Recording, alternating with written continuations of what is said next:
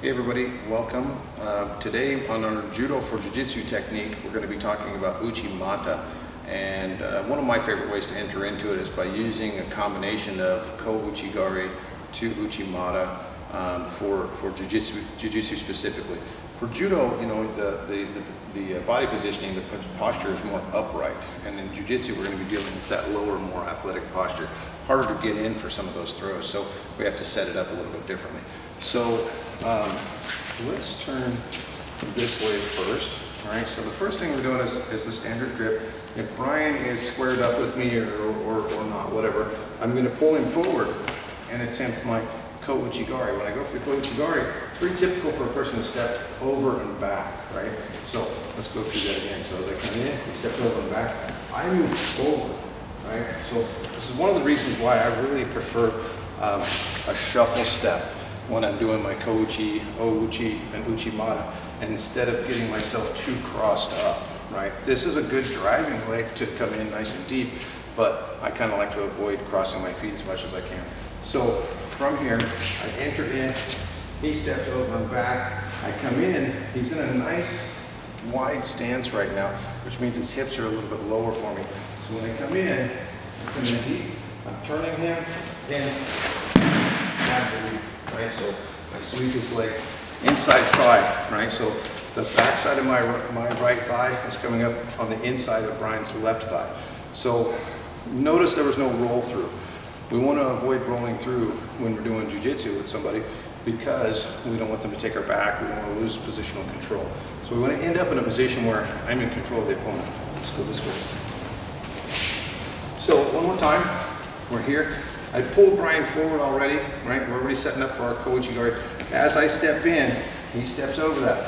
I come in, I've got good table waza right here controlling him, and then my right leg comes up in between on the inside of his left thigh, right? And as that happens, I'm pulling and turning and lifting really high with my leg as my head goes down. So one more time over here. In. He lands in a good position where his back is starting to be exposed to me. I have control of his arm. I can follow up with my pins, arm lock, whatever I want to move into from here. So another side note on this is to think about, and the rules of Judo and the rules of Jiu-Jitsu differ in how we score our victory, how we score our points. So in a Judo match, that would be a really good throw. That would be a throw that would probably score me an ippon, hopefully. In a Jiu-jitsu match, I would get 2 points, and then we would progress from there, right? So, but the objective in Judo is to throw your opponent so they land mostly on their back, and to show control over that throw.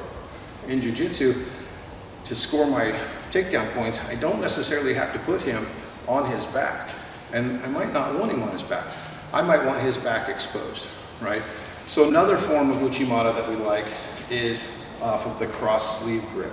So off the cross sleeve grip, I'm not necessarily wanting to put him on his back, right? Sometimes maybe I'm just trying to get him to post his hands so that I can take his back, right? So from here, I can drag his arm, get a high collar grip, get jiu-jitsu posture.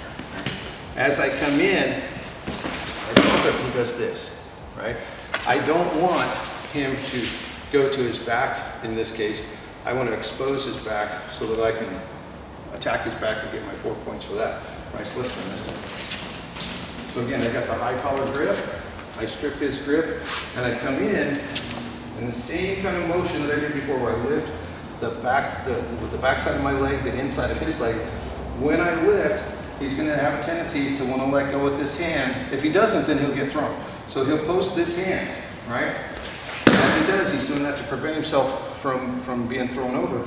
But he exposes his back. It's very easy for me to get my hooks and take his back from here, or attack the arm that I have to hold up too, right? So that's another option for Uchi-mata that we really like. Having those two variations in your arsenal with Jiu-jitsu in mind will be really helpful with your takedowns. And then it makes you really dangerous with that Ko-uchi-gari combination as well. Sometimes we'll even add O-uchi, so we can show that real quick too. So if I pull Brian forward, I go for my O-uchi, he steps over and back. I go for the Ko-uchi, he steps over and back, and now I attack with the Uchi-mata here. So that's our Judo for Jiu-jitsu technique for the day, and we hope you enjoyed it.